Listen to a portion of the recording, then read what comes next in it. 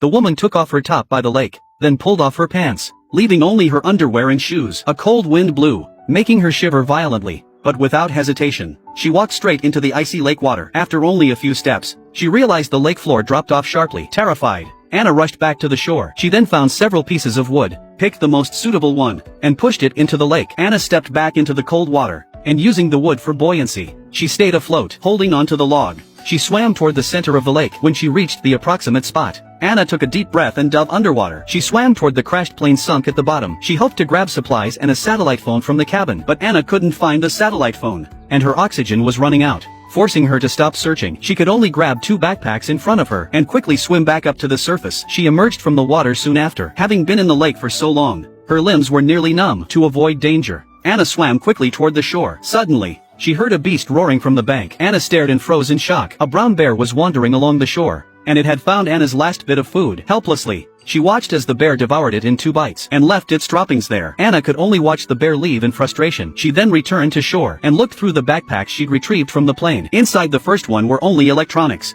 chargers, a sewing kit, glasses, and other non-essential items. She then opened the second backpack. It was filled with neatly wrapped $100 bills, but to Anna right now, the money was nothing but useless paper. She desperately needed drinkable water and food. Though there was water in the lake, it was extremely murky, mixed with animal waste, and full of bacteria. It could only be safely drunk after boiling. But starting a fire was a problem for Anna. Suddenly, the pack of money on the ground caught her eye. She piled the cash on the ground and used the glasses to focus sunlight. Smoke soon rose from the bills. Anna leaned down quickly and blew on the spark to fan it. She then placed small pieces of kindling on the burning money. Before long, the wood caught fire, and flames rose steadily. Anna was overjoyed, jumping up and down in place. Afterward, she found a piece of plane wreckage, hammered it into a pot shape with a stone, poured lake water into it, and waited for it to boil. 10 minutes later, the water was fully boiling. Anna was thrilled and reached for it immediately, only to burn her hand on the scorched metal. She built a second fire and put out the first one. Once the metal cooled down, Anna poured the boiled water into a bottle and drank it greedily. The water was a lifesaver for her after 3 days without drinking. Anna then took cotton thread from the sewing kit and tied it to a stick,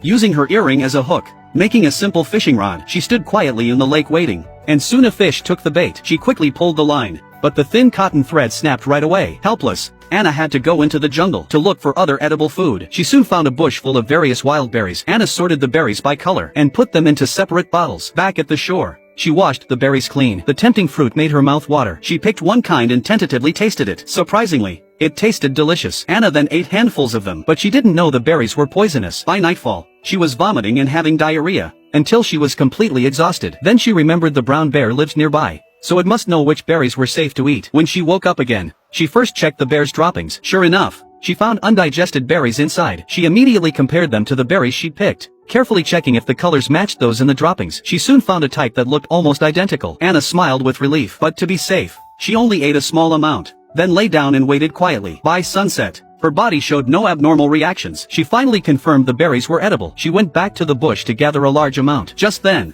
the sky suddenly poured with heavy rain. Anna had to stop picking and rush back to the shore quickly. But before taking shelter, she laid out all her bottles to collect rainwater, which was much cleaner than lake water. After finishing this, Anna took cover under a tree and waited quietly for the storm to pass. The rain stopped by nightfall, and the bottles were full of rainwater. As Anna was packing them up, she suddenly noticed something in the distance. She quickly headed for higher ground, tying red plastic bags along the way to avoid getting lost on her return. When Anna reached the high point and looked out, she was thrilled to see a light in the distance. Early the next morning, Anna began packing her things. She wanted to head there as soon as possible, because she was pregnant, and eating only berries couldn't meet her nutritional needs. With her things packed, Anna set off with light steps. She walked and played along the way, filled with joy at the thought of returning to the city. As she walked, Anna found a fresh footprint on the ground. This meant someone was nearby. She quickly followed the prints, hoping to meet up with that person. But after walking only a short distance, Anna spotted a red plastic bag right in front of her. Looking around, she saw the bags everywhere, the same ones she'd hung the night before. Anna suddenly realized something and checked the sole of her shoe. She then discovered the footprints on the ground were actually her own. Anna returned to the shore, took a needle from the abandoned sewing kit, and rubbed it against the magnet in her watch band. She poked the needle through an earplug and placed it in a bottle of water,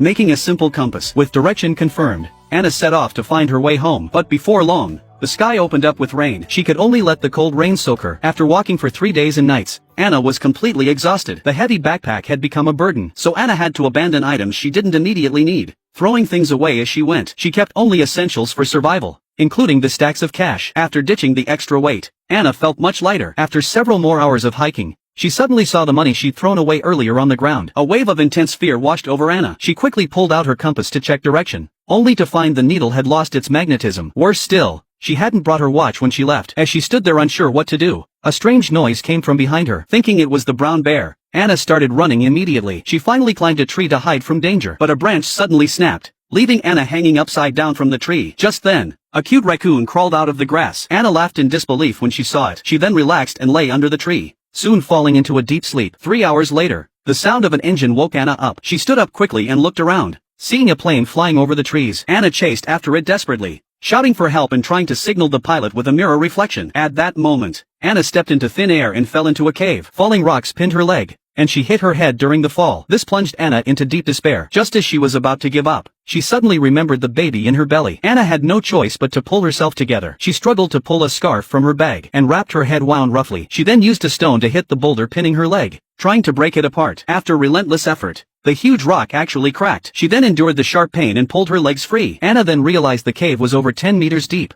and with her current condition, she could never climb out. Several attempts ended in failure. Angry, Anna threw a bottle to vent her frustration, but the bottle vanished. She rushed over to check and accidentally discovered a hidden tunnel. She crawled slowly through the passage and escaped the cave successfully. She then used the sun's position to find a general direction and limped onward toward home. Soon, Anna's supplies ran out completely. She drank only rainwater when thirsty and ate a few berries when hungry. Days passed, and Anna grew weaker and weaker, her mind growing numb. She survived only on sheer willpower. After 3 more days, her body reached its limit. Just as she decided to give up, the sound of a car engine suddenly came from the distance. At first, Anna thought she was hallucinating, but as the sound grew clearer, she knew it was real. Desperate, Anna's hope reignited. She limped quickly toward the sound, but fate seemed to be playing a trick on Anna. A fast-moving river blocked her path, cutting off her way forward. In her current state, Anna could never swim to the other side, but she refused to give up her last hope. She found a wooden board and prepared to cross the river anyway, but just as she reached the middle, the rushing current swept her downstream. She clung tightly to the board,